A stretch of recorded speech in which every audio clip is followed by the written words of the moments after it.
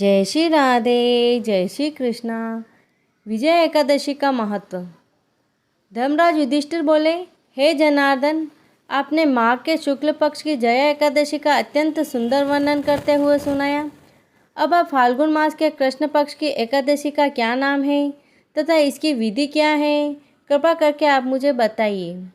श्री भगवान बोले, हे राजन, फाल्गुन मास के कृष्ण पक्ष की एकादशी का नाम विजय एकादशी है। इसके व्रत के प्रभाव से मनुष्य को विजय प्राप्त होती है। यह सब व्रतों से उत्तम व्रत है। इस विजय एकादशी के महात्म्य के श्रवण व पठन से समस्त पाप का नाश प्राप्त हो जाते हैं। भयंकर शत्रुओं से जब आप घिरे हो और पराजय सामने खड़ी हो, उस विकट स्थिति में विजय नामक एकादशी आपको विजय दिलाने की क्षमता रखती है। विजय एकादशी व्रत कथा। एक समय देवर्षि नारद जी ने जगत पिता ब्रह्मा जी से कहा, महाराज, आप मुझसे फाल्गुन मास के कृष्ण पक्ष की एकादशी का विधान कहिए। ब्रह्मा जी कहने लगे कि हे नारद, विजय एकादशी का व्रत पुराने तथा नए पापों का नाश करने वाला है। इस विजय एकादशी की विधि मैंने आज तक किसी से भी नहीं कही। यह समस्त मनुष्यों को विजय प्रदान करती है। त्रेता युग में मर्यादा पुरुषोत्तम श्री रामचंद्र जी, जो विष्णु के अंशावतार थे, जब उनको 14 वर्ष का वनवास हो गया, तब वे श्री लक्ष्मण तथा सीता जी सहित पंचवटी में निवास करने लगे।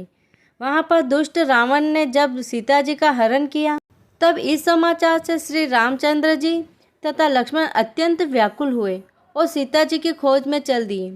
घूमते घूमते जब वे मरणासन जटायु के पास पहुँचे, तो जटायु उन्हें सीता जी का वृत्तांत सुनाकर स्वर्गलोक को चला गया।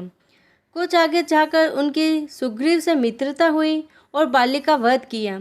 हनुमान जी ने लंका में जाकर सीता जी का पता लगाया और उनसे श्री रामचंद्र जी और सुग्रीव की मित्रता का वर्णन किया। वहां से लौटकर हनुमान जी ने भगवान राम के पास आकर सब समाचार कहे। श्री रामचंद्र जी ने वानर सेना सहित सुग्रीव की संपत्ति से लंका को प्रस्थान किया। जब श्री रामचंद्र जी समुद्र के किनारे पहुँचे, तब उन्होंने मगरमच्छ आदि से युक्त उस अगाध समुद्र को देखकर लक्ष्मण जी से कहा कि इस समुद्र को हम किस प्रकार से पार करेंगे।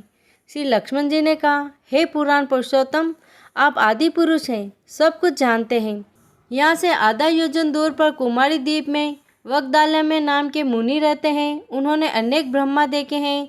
आप उनके पास जाकर इसका उपाय पूछिए। लक्ष्मण जी के इस प्रकार के वचन सुनकर श्री रामचंद्र जी वगदालय में ऋषि के पास गए और उनको प्रणाम करके बैठ गए। मुनि ने उनको मनुष्य रूप धारण किए हुए पुराण पुरुषोत्तम समझकर उनसे पूछा कि हे राम, आपका आना कैसे हुआ। रामचंद्र जी कहने लगे कि हे ऋषि, मैं अपनी सेना सहित यहाँ आया हूँ और राक्षसों के जीतने के लिए लंका जा रहा हूँ। आप कृपा करके समुद्र पार करने का कोई उपाय बताइए।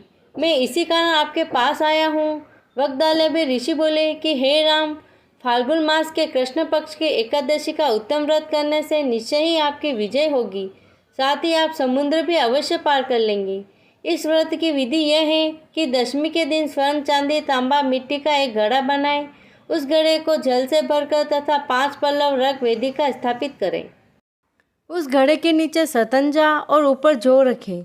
उस पर श्री नारायण भगवान की स्वर्ण की मूर्ति स्थापित करें।